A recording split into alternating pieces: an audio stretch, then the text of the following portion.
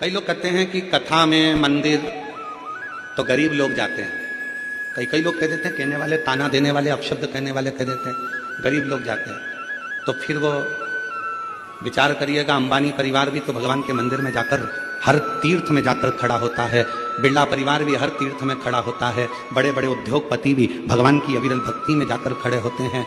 क्यों खड़े होते हैं?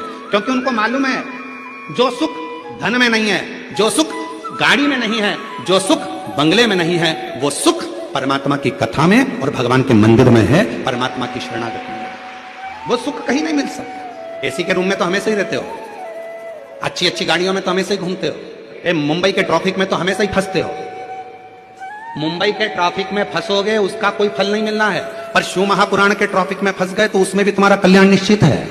शिव महापुराण की कथा कहती है, तुम किसी के घर में जाओगे तो कोई तुम्हारे घर में आएगा, तुम किसी की शादी में जाओगे तो कोई तुम्हारी शादी में आएगा। और सीधी सीधी बात है, तुमने अपने रिश्तेदार के यहाँ शादी में अपनी बहू को भेज दिया कि तू चली जा, तो तुम्हारे यहाँ भी अगर दुख आएगा तो भोलेनाथ भी कह देगा यमराज तू चले जा।